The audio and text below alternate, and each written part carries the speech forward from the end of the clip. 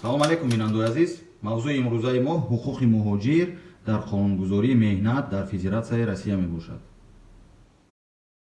мутобиқи моддаи 16 кодекси меҳнати Федератсияи Россия, муносибатҳои меҳнатӣ дар Россия бо бастани шартномаи меҳнатӣ шурӯъ мешавад. ҳамчунин қисми 2 ҳамин модда мегӯяд, агар дар ҳолати баста нашудани шартномаи меҳнатӣ коргар дар ҷои кори корфармо воқеан, яъне фактически кор ва фаъолият мекунад, инро ҳам қонунгузории Федератсияи Россия ҳамчун муносибатҳои меҳнатӣ эътироф мекунад. яъне агар шумо дар ягон корхона, ягон завод, фабрика ё склад ё ягон объекти сохтмонӣ кор ва фаъолият мекунед ва ҳамамоҳа музди маош мегиред барои корҳои анҷом доданатон, лекин шартномаи меҳнатӣ надоред, ба ҳар ҳол фаъолияти кории шумо ҳамчун фаъолияти меҳнатӣ дар қонунгузорӣ эътироф карда шудааст. ҳамчунин агар фарз кардем шумо ва ё бо гурӯҳи нафарон, яъне бо ягон бригада агар ба ягон сохтмон, ягон объекти сохтмонӣ рафтед ва ҳаҷми корӣ гирифтед, абъём гирифтед барои масалан монтаж, демонтаж ёки корҳои рангу боркунӣ ёки кладка агар гирифтед, ин муносибатҳои меҳнатӣ ба ҳисоб намераванд.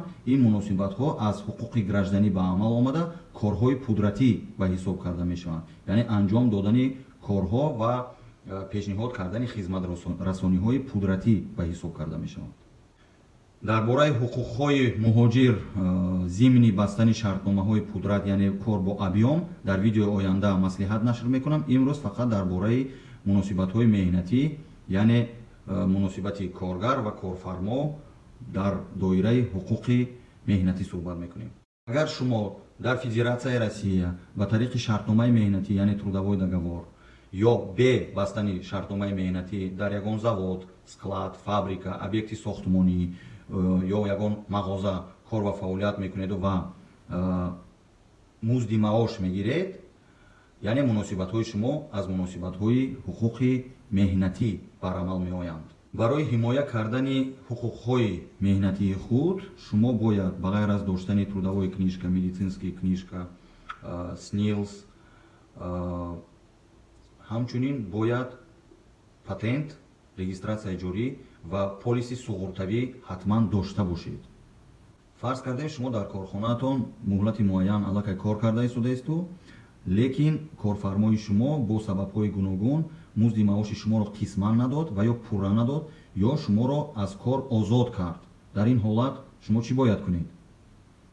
барои ситонидани маблағи музди маоши ки корфармо ба шумо надодааст, шумо ҳадди ақал бояд дар куҷо кор карда истодаатонро бояд донед, яъне номгӯи пурраи ва дурусти фирмавии ҳамин корхонаатонро бояд донед, ному насаби директор, вазифае ки дар он корхона шумо кор мекунед, агар пропуск дошта бошед ҳамон пропуске ки ба дохили корхона мешавед, ва агар масалан фармон, шартномаи меҳнатӣ ва ё ҳуҷҷатҳои тасдиқкунандае ки моҳҳои сипарӣ гашта ба шумо музди маош супоридаанд, яъне чекҳои бонкӣ, онам агар дошта бошед, барои ситонидани ҳамин маблағи музди маоши надодаатон хеле кӯмаки зиёд мерасонанд. ҳамаи ин маълумотҳо барои ба тариқи қонунӣ ситонидани маблағи музди маош аз ҳисоби корфармо ва на танҳо музди маош, балки ҳамчунин бинобар сабаби оне ки сари вақт музди маошатонро пардохт накардааст ё ки умуман пардохт накардааст ё ки қисман пардохт накардааст ва ё ғайриқонунӣ шуморо аз кор озод кардааст, бо ин ҳуҷҷатҳо шумо метавонед бар замми гирифтани ҳамин маблағи музди маош ҳамчунин ҷуброн ва ҷаримаҳоро низ аз корфармои худ ба тариқи қонунӣ талаб кунед. дар аввал амали аввалини шумо бояд равон кардани претензия ба номи корфармо бошад ва дар он шумо талаб мекунед ки чӣ қадар музди маошро аз ӯ хоҳон ҳастед ва агар корфармо бо ҳар боҳона боз баъди гирифтани претензия ҳам ба шумо рад ки кард, шумо ҳуқуқ доред ба госинспексия труда, яъне хадамоти назорати меҳнат ва департамент труда, раёсати меҳнат. дар ин раёсати меҳнат шуъбаи ҳифзи меҳнати муҳоҷирон низ ҷой дорад. ба мақомоти нозироти андоз, ФНС муроҷиат кунед.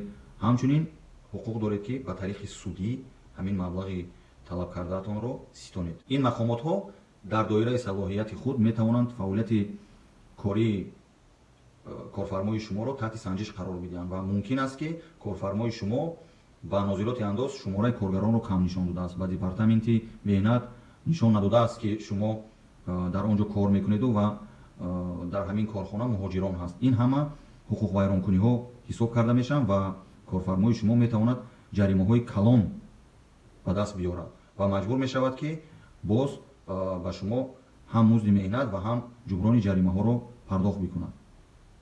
бо ҳамин роҳ шумо ҳуқуқи худро ба музди маош, яъне бо тариқи овардани шикоят, бо тариқи муроҷиат ба мақомотҳои давлатӣ ё бо суд метавонед ҳамин маблағи музди маошатонро аз корфармоятон биситонед. дигар ҳолат, фарз кардем шумо зимни иҷро кардани ӯҳдадориҳои вазифавӣ зарари ҷисмонӣ ба саломатии худ дидед, яъне дасту поятон лат хӯрд ё шикаст ё ягон зарари дигар ба саломатии худ дар вақти кор дидед ва муваққатӣ ё доимӣ иқтидор ва тавоноии коркуниятонро гум кардед ва барои муолиҷа мумкин аст ки скорая помощ даъват кардаги ҳастанд ё худатон ба ҳамон духтурхона рафтаги ҳастед. дар ин ҳолат шумо бояд ба духтурхона барое ки муолиҷа гузаштед, масалан гипс мондан ё ҷарроҳӣ кардан, полиси суғуртавиятонро бояд нишон бидиҳед ва ҳамаи хароҷотҳое ки зимни ҳамин муолиҷа ба амал омадаанд духтурхона аз ширкати ҳамон суғуртавии шумо, яъне страховой компанияи шумо ҳамаи ҳамин маблағҳоро ҷуброн мекунад ва баъд аз муолиҷа кардан ва аз духтурхона баромадан, агар ин фоҷиа бинобар сабаби беаҳамиятӣ ё ноуҳдабароии корфармо рух дода шуда бошад, яъне бо айби корхона ҳамин гуна фоҷиа рух дода бошад, шумо ҳуқуқ доред ки аз корфармоятон ҷуброни ҳамаи ҳамин ҳолатҳои рухдодаро талаб кунед, яъне шумо тавоноии коркуниятонро аз даст додаед, мумкин аст ки инвалид шудаед ва корфармо бояд ба шумо ҷуброни ҳамаи ҳамин маблағҳоро бикунад. дар ҳолате ки агар боз корфармо норозигӣ ки баён ки кард ва ҳамон мақомотҳое ки ман пешакӣ номбар кардагӣ будам, госинспексия труда, департамент труда, суд метавонед ки муроҷиат кунед. дар ин ҳолат ҳамчунин ба прокуратура низ метавонед ки муроҷиат кунед. савол ба миён омаданаш мумкин ки полиси страховой чисту ва оно ай куҷо мегиранд. полиси страховойро одатан пеш аз додани патент ба ҳар як муҳоҷире ки барои патент ҳуҷҷат месупорад медиҳанд. аллакай шумо маблағи полисро ба ҳамон мигратсиони центр пардохт кардаги ҳастед ва пеш аз оне ки ба шумо патент медиҳанд ҳамин полисро низ медиҳанд. мисли ин ҳуҷҷат ҳаст, дар ин ҷо ному фамилиятон нависта шудааст, маблағи ворид кардаатоно ва маблағи ниҳоие ки шумо барои шумо хизматрасониҳои тиббӣ пешниҳод карда мешаванд дар ин ҷо оварда шудааст. яъне масалан дар ин ҷо бо маблағи 4000 рубл ба маблағи ниҳоӣ 400 000 рубл полис дода шудагӣ аст. яъне ин нафар метавонад ҷарроҳие ё ки муолиҷае ки ҳадди аксараш то 400 000 рубл ҳаст, бо ҳамин полис ҳамин ҷарроҳиро пардохт бикунад.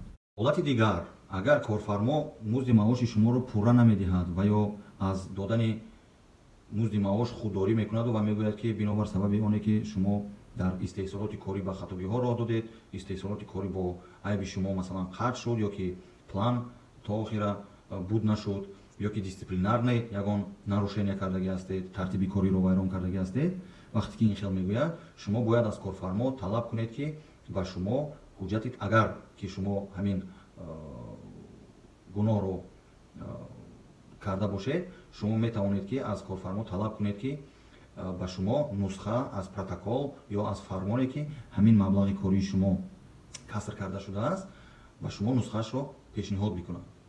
дар ҳолати пешниҳод накардани ин гуна ҳуҷҷатҳо, амалҳои корфармо низ ғайриқонунӣ ҳисоб карда мешавад ва шумо боз ҳуқуқи талаб кардани ҳамин маблағи пурраро мустақиман бо корфармо ё бо тариқи мақомотҳои дахлдор дар соҳаи меҳнат боз пайдо мекунед. ҳамчунин вақте ки агар шумо расман дар корхона кор карда истодаед ва аз музди маошатон дар корхона андозро каср мекунанд, андози иҷтимоӣ ва андози фоидаро аз музди маоши шумо каср мекунанд ва дар навбати ин шумо боз патент ҳар моҳа месупоред, шумо ҳуқуқ доред ки дар охири сол тақрибан баъд аз гузаштани ё мобайнои моҳи ноябр ё ки декабр сар нашуда, ҳуқуқ доред ки аз бухгалтерияи ҳамин корхонаатон талаб кунед ки ба шумо справкаи НДФЛ-ро бидиҳанд.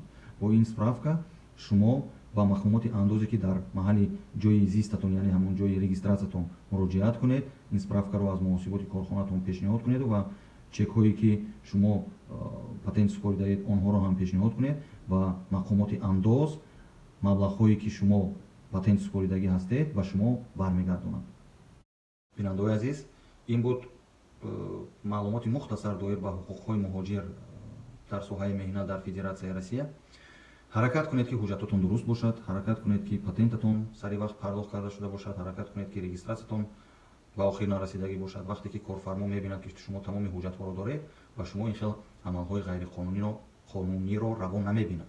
албатта вақте ки мебинад ки шумо ҳуҷҷат надоред, шумо ғайриқонунӣ дар ин ҷо будубош карда истодаед ва медонад ки агар ба шумо музди маошашро надиҳад, шумо ба ҳеҷ ҷо муроҷиат карда наметавонед. барои ҳамин ин корҳоро мекунад. ҳаракат кунед ҳуҷҷататон дуруст бошад, то дар мақомотҳои дилхоҳ ҳуқуқҳои худро мудофиъ карда битавонед. саломат бошед. ин буд маълумоти мухтасар дар бораи ҳуқуқи муҳоҷир дар Федератсияи Россия. худованд нигаҳбони шумо.